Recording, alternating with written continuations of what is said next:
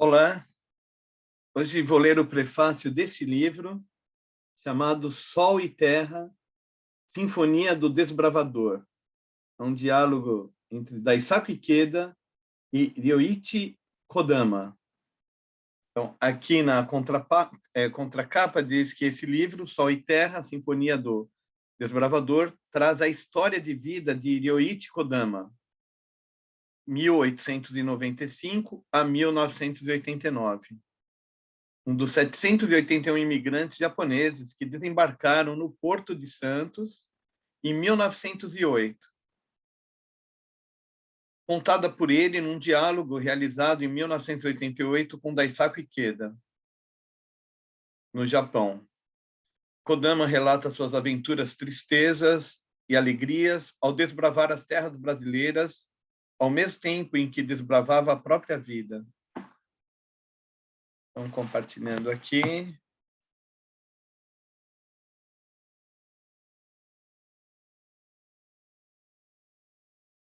Sol e Terra, Sinfonia do Desbravador, saga de um pioneiro da imigração japonesa no Brasil. É um diálogo, então, de Daisaku Ikeda e Ryoichi Kodama. Edição comemorativa ao centenário da imigração japonesa no Brasil. Então, aqui está a contracapa.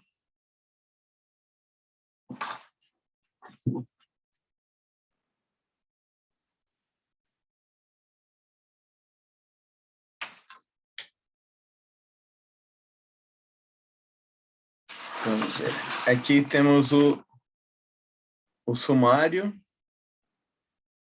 o prefácio, testemunho da história por um nobre cidadão comum. Capítulo 1, Caminho Pioneiro da Amizade Nipo-Brasileira. Capítulo 2, Acalentando um Sonho na Nova Terra. Capítulo 3, Convivendo em Terras Brasileiras. Capítulo 4, Tornando-se Parte do Solo Brasileiro. Capítulo 5, Brasileiros e Japoneses. Capítulo 6, A Sabedoria da Vida Cultivada nas Dificuldades. Capítulo 7, Agindo como um Farol para as Pessoas. Capítulo 8, Jamais repetir as tragédias da guerra.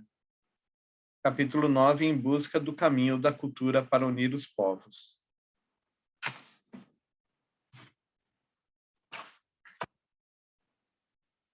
Aqui está o encontro, quando realizaram um diálogo. Ryoichi Kodama à esquerda e Daisaku Ikeda à direita, no edifício do Seiki Shimbun, Japão, 26 de maio de 1988.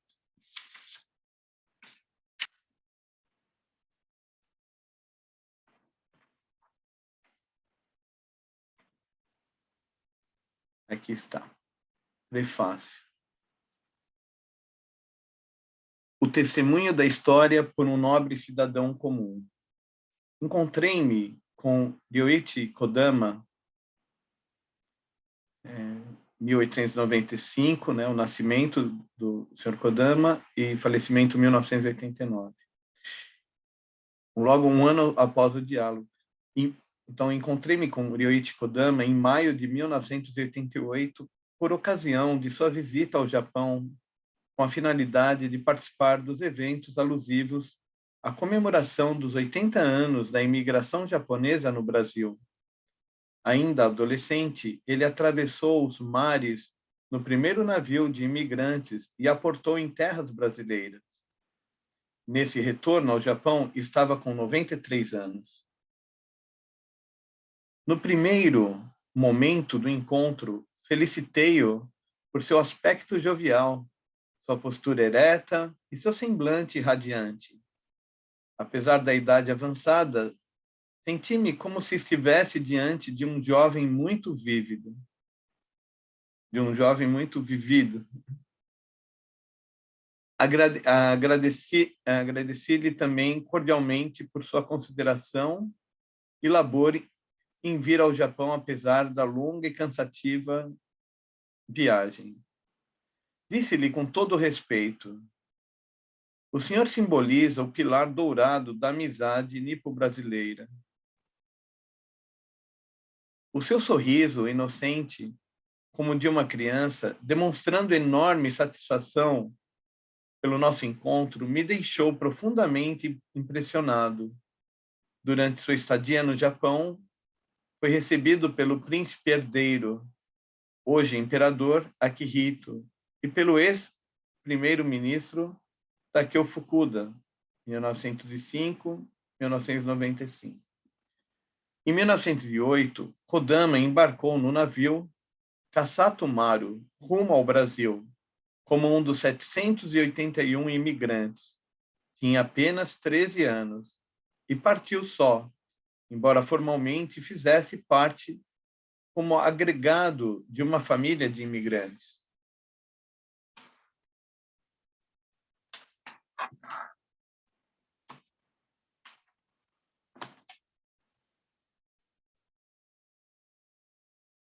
Ele nasceu em Hiroshima como um filho mais velho de uma família de tradição centenária. Seu pai era um rico produtor de vinagre japonês. Sendo o mais velho dos irmãos, o menino Kodama seria o herdeiro natural dos negócios de seu pai. Qual foi, então, a razão que o levou a emigrar para o Brasil? Ele ajudava seu pai fazendo entrega de vinagre pelos vilarejos mais próximos. Por ser curioso, por natureza, adorava conhecer novas vilas, coisas diferentes e novidades que não existiam em sua cidade. Sentia enorme prazer em encontrar e conversar com pessoas de outras localidades. Talvez por essa curiosidade, o anseio de conhecer um país distante foi crescendo em seu coração. Sua primeira ideia foi a de viajar para o Havaí, pelo fato de seu tio ter se tornado um homem bem-sucedido e próspero imigrante por lá. Porém, repentinamente, a imigração de japoneses para o Havaí foi proibida. Logo depois, tomou conhecimento de que teria início a imigração para o Brasil. O sonho e o anseio de viajar para o estrangeiro se inflamaram em seu peito e logo revelou para o seu pai o desejo de viajar para o Brasil. Naquele tempo, quase ninguém sabia onde se localizava o Brasil. Naturalmente, todos os familiares foram contra a absurda ideia. Contudo, ele manteve a chama de seu sonho acesa em seu coração. Obedeceu às ordens de seu pai, se esforçou no trabalho com a esperança de que conseguiria persuadi-lo. Depois de tanto insistir, obteve finalmente o consentimento mediante a condição de que retornaria o mais rápido possível para o Japão.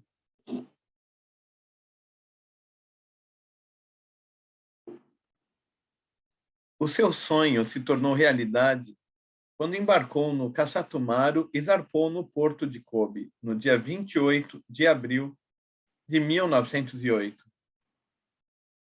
Após 52 dias de viagem, aportou em Santos, no dia 18 de junho. Esta data foi considerada mais tarde no Japão como Dia da Imigração para o Exterior.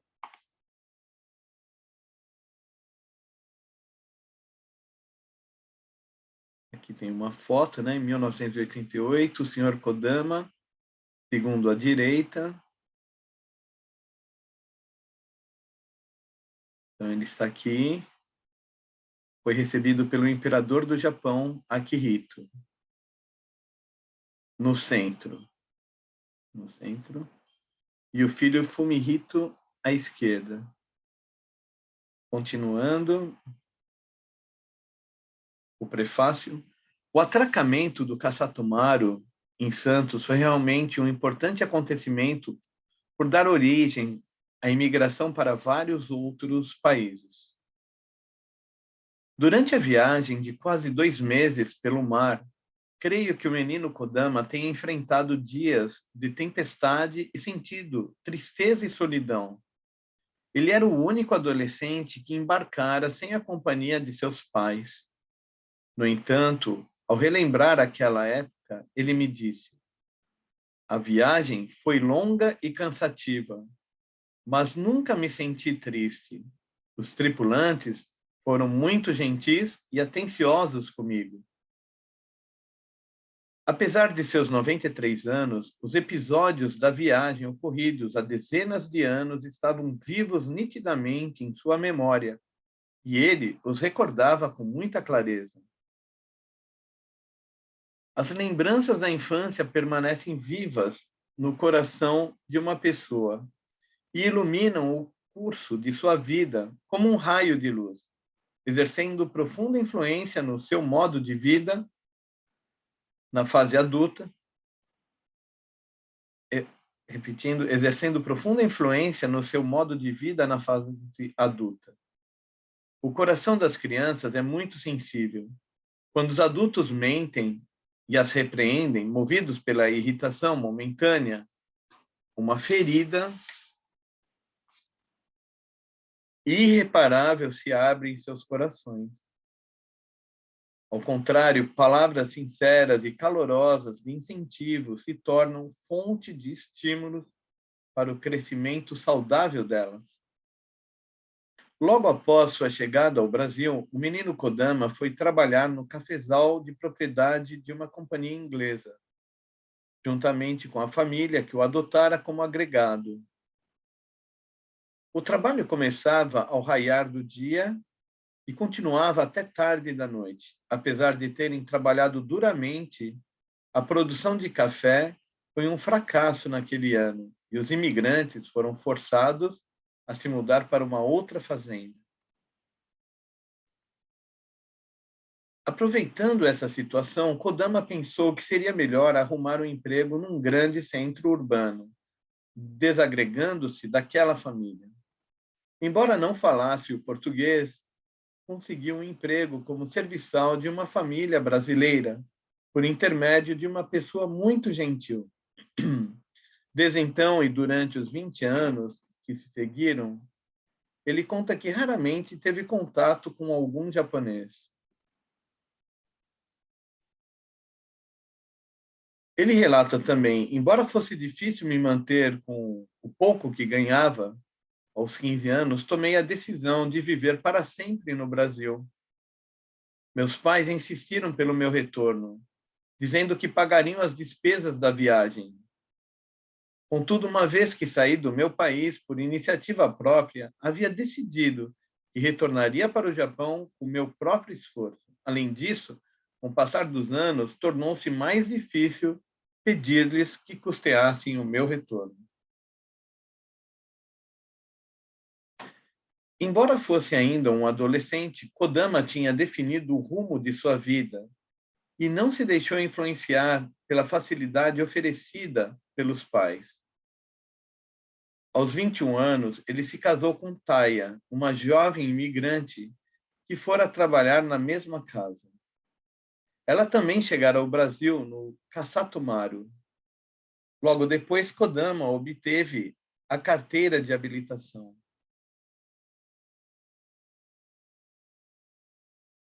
E mais uma foto, Daisaku Ikeda à esquerda, recebe Ryoichi Kodama.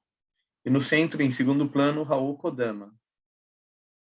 Raul Kodama, que me lembra, é filho de Ryoichi Kodama. Inclusive, ele que fez aqui a dedicatória, né? Fez para minha esposa aqui, Maria Nader. Então, está assinado Raul Kodama. Continuando, então o senhor Kodama, ele obteve a carteira de habilitação e se tornou o primeiro japonês a trabalhar como motorista profissional. Naquele tempo, por haver poucos motoristas, era uma profissão privilegiada e rentável, diz ele, explicando que a vida melhorou a partir de então. Quando estava com 23 anos, nasceu seu primeiro filho, Raul. É isso mesmo, Raul, filho do senhor Kodama, que foi seguido de mais 5 nos anos subsequentes. Ele conta que os educou como filhos de brasileiros e não fez questão de lhes ensinar a língua japonesa, e tampouco os costumes nipônicos. Por essa razão, seus filhos foram alvo de caçoadas de filhos de outros imigrantes. E Raul brigava quase todos os dias com alguns deles. Por volta da época em que Raul atingiu a maioridade, os japoneses e seus descendentes começaram a sofrer discriminação devido à eclosão da Segunda Guerra Mundial.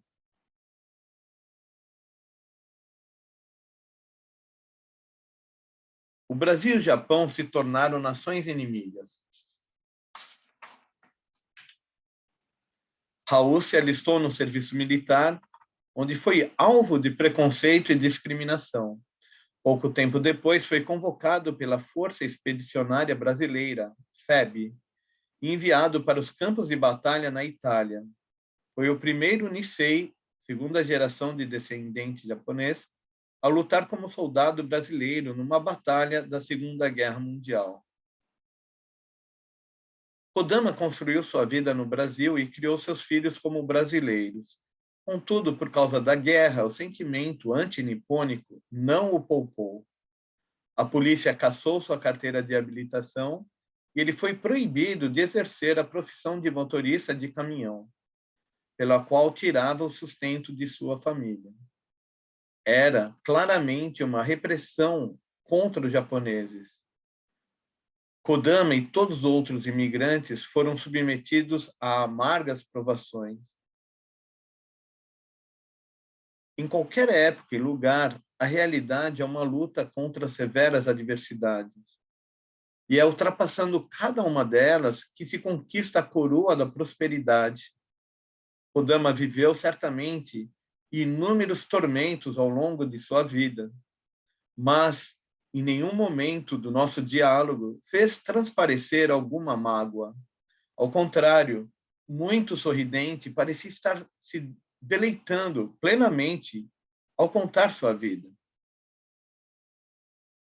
Existem pessoas que vivem tristes e aflitas quase o tempo todo, enquanto outras, mesmo passando por situações semelhantes, enfrentam-nas com vigor e sorriso em seus semblantes.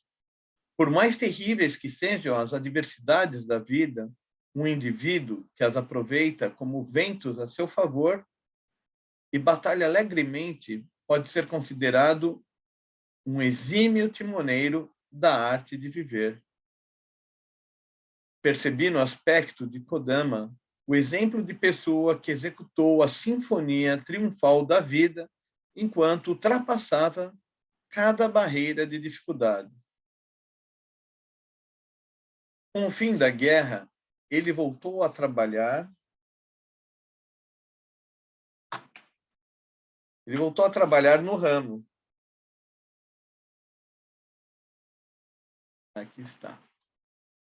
Ele voltou a trabalhar no ramo de transporte de cargas, mudou-se depois para Presidente Prudente, no interior do estado de São Paulo, onde viveu com sua família por muitos anos. Aqui temos mais uma foto. Então, aqui está o senhor Ryoichi Kodama, com 93 anos, sendo recepcionado por Daisaku Ikeda, aqui, e por integrantes da Soka Gakkai, em 1988. Então, aqui, pelo que nós vimos, é o edifício do prédio do Seikyo Shimbun, provavelmente. Continuando o prefácio. Sua vida foi naturalmente simples e pacata. Contudo, é o nobre exemplo de um valente imigrante que adotou o Brasil como sua pátria e venceu as intempéries ao longo de toda a sua vida. Kodama reencontrou seu pai somente aos 50 anos de idade. Ele veio para o Brasil com 13 e só foi reencontrar o pai no Japão aos 50 anos, quando de seu primeiro retorno ao Japão, passado 38 anos, desde que embarcara no Kasatomaru. Foi também o último entre eles. No encontro que mantive com Kodama, sugeri a publicação de um diálogo para transmitir para a posteridade suas experiências por simbolizar a sabedoria de vida. Kodama me respondeu: não tenho aptidão para falar, muito menos para escrever. Já estou com 93 anos. Por isso, pergunte-me tudo o que desejar enquanto há tempo. Tentarei responder às suas perguntas.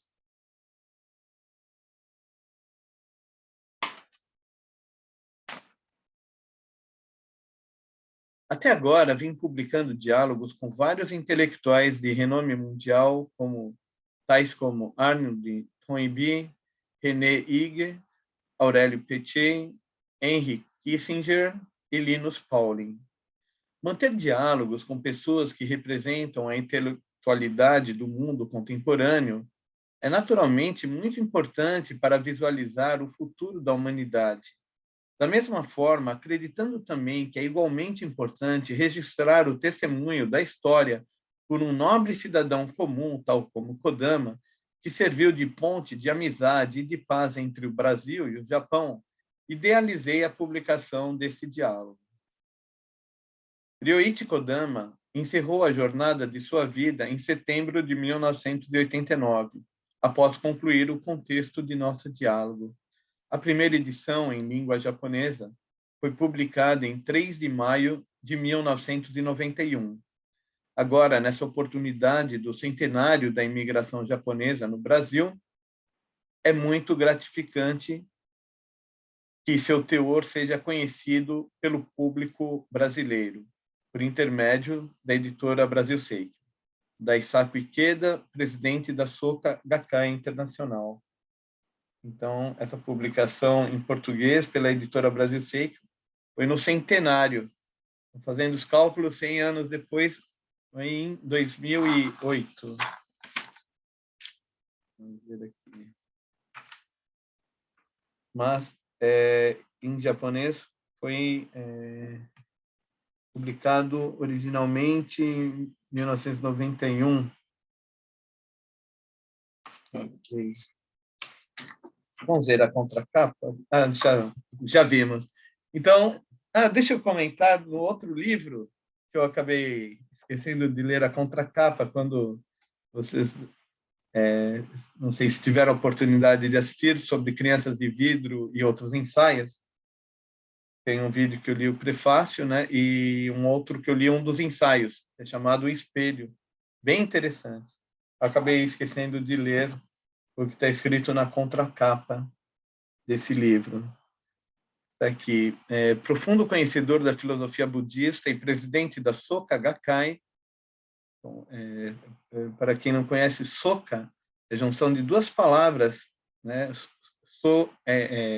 Kati Sozo, pegando as duas sílabas, formam Soka, invertido, que significa criação de valor. Então, Gakkai é de ensino-aprendizagem, Kai é de uma associação, uma organização, né, onde se aprende, né, ensina a criar valor no dia a dia, valores humanos. Isako Ikeda pretende encorajar o leitor e aprofundar-se no conhecimento da energia vital inerente no universo e a trabalhar com sabedoria e vigor para sobrepujar as dificuldades do mundo moderno. Baseando-se na compreensão mútua entre os povos, Isako Ikeda adverte que é preciso todos se preocuparem com questões como educação saudável, bom governo, singularidade do indivíduo e relações humanas desprovidas de falsidade e hipocrisia. O único objetivo de, ressaltando o papel da ética, promover os laços de entendimento entre os homens. Crianças de Vidro e Outros Ensaios é um livro atual que traz a reflexão sobre a essência dos valores humanos, para que todos possam participar efetivamente na melhora da qualidade de vida de cada cultura e de cada nação. Lembrando que são ensaios do início da década de 70, foram publicados, essa edição já é da década, provavelmente, de 80 aqui no Brasil. Então, com isso, encerro aqui e Até o nosso próximo vídeo. Espero que tenham apreciado. Um grande abraço.